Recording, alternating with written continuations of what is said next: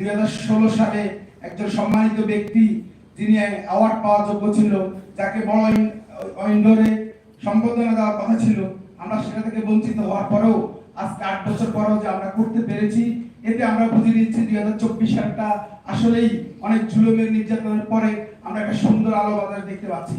সেই প্রোগ্রাম থেকে আমি শুধু আপনাদেরকে 2-4টি কথা বলবো, যেহেতু আমি শুধু প্রবাসীদের নিয়ে কথা বলতে চাই। এই মুহূর্তে আমাদের দেশের বর্তমান পরিস্থিতি এবং সার্বিক বিষয় নিয়ে মঞ্চে উপবিষ্ট আমাদের জ্ঞানীজন দীর্ঘ বক্তব্য দেবে।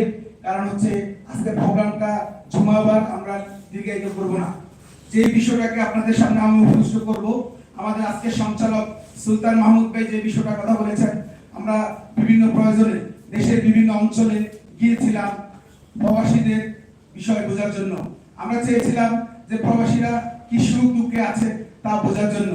আপনারা জানেন আমাদের ফ্যামিলিতে যখন সন্তানদের লালন পালন করে আমার মা বাবা, তখন কোনো সন্তানের কোনো প্রয়োজন হলে যেরকম মা বাবা আলহামদুলিল্লাহ বলে সবকিছু মেনে নেয়, অশান্তিতে থাকলেও দুঃখ কষ্ট থাকলেও বলে আলহামদুলিল্লাহ। বিশেষ করে এশিয়ার বিভিন্ন অঞ্চল এবং আরব কান্ট্রির বিভিন্ন অঞ্চলে যখন সফর করেছি, তারা আমরা যারা বাংলাদেশে বসবাস করি তাদের থেকেও তারা বেশি বাংলাদেশকে বেশি ভালোবাসে। বাংলাদেশের কোনো বিষয় তারা যখনই শুনে একদম কাজ ফেলে দিয়ে দৌড়ায় চলে আসে। কিন্তু এই প্রবাসীর জন্য দীর্ঘ সময় ধরে আমরা কিছুই করতে পারিনি। আমাদের এই প্রবাসী সোসাইটির যে লক্ষ্য উদ্দেশ্য আপনারা ইতিমধ্যে জেনেছেন, আবার জানবেন।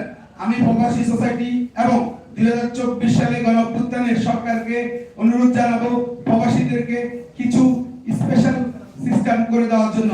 আমি কিছু পয়েন্ট আপনাদের নোট আউট করব। আমি আশা করি এই পয়েন্টের আলোকে বিস্তারিত বক্তারাও বলবেন এবং ভবিষ্যতে এই বিষয়ে আরো আলোকপাত করা হবে। প্রথমত হচ্ছে তখন কিছু দুর্গশালী এজেন্ট তাদেরকে যে পরিমাণ টাকার মাধ্যমে একটা ব্যক্তি বাংলাদেশ থেকে বাইরে গিয়ে তার কর্মক্ষেত্রে যাওয়ার সুযোগ আছে, বিশেষ করে অন্য রাষ্ট্রের ক্ষেত্রে, কিন্তু বাংলাদেশের ক্ষেত্রে 3 থেকে 4 গুণ বেশি নিয়ে তাদেরকে বিদেশ যেতে হয়। অনেক ধরনের লোন নিয়ে মাথায় বোঝা নিয়ে তারা বাইরে যায়।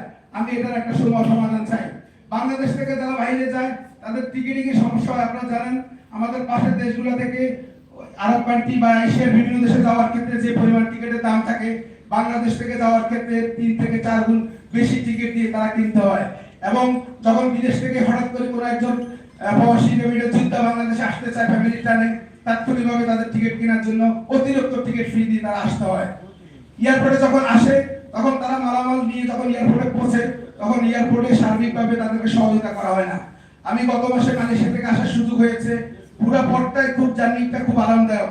যখনই বাংলাদেশ ইমিগ্রেশন পার হয়ে আমরা যখন লাগেজের জন্য অপেক্ষা করি, তখন মনে হয় যে গুলিস্তানে আমরা সরকারের সাথে যুদ্ধ করতেছি। আমি এটার পরিত্রাণ চাই। প্রবাসীরা আসবে স্মুথলি, তাদেরকে তাদের বাড়ি পর্যন্ত পৌঁছে দেওয়ার জন্য সরকার চাইলে এটা একটা ব্যবস্থা করে নিতে পারে। বাংলাদেশের বিভিন্ন দেশে যখন প্রবাসীরা কোনো সমস্যা পড়ে, তখন বাংলাদেশের দূতাবাসগুলো তাদেরকে সহযোগিতা করে না।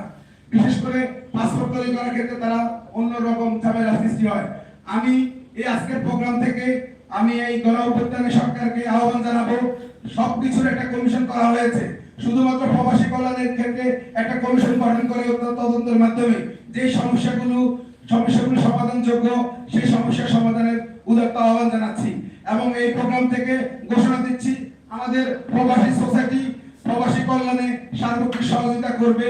এবং এই বলে আজকের প্রোগ্রামে যিনি আমাদের আজকের মঞ্চস্থ আজকের মেহমান, তাকে কেন্দ্র করে আজকের প্রোগ্রাম, বাবুকে আমার অন্তঃস্থল থেকে ধন্যবাদ জানিয়ে আজকের বক্তব্য এখানে শেষ করছি। আল্লাহ হাফেজ। আসসালামু আলাইকুম ওয়া রাহমাতুল্লাহি ওয়া বারাকাতুহু। ধন্যবাদ প্রিয় সহকর্মী তার মূল্যবান বক্তব্য দেওয়ার জন্য।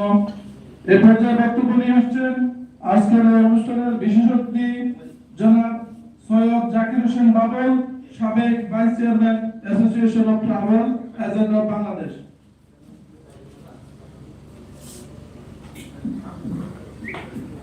बिस्मिल्लाहिर्रहमानिर्रहीम।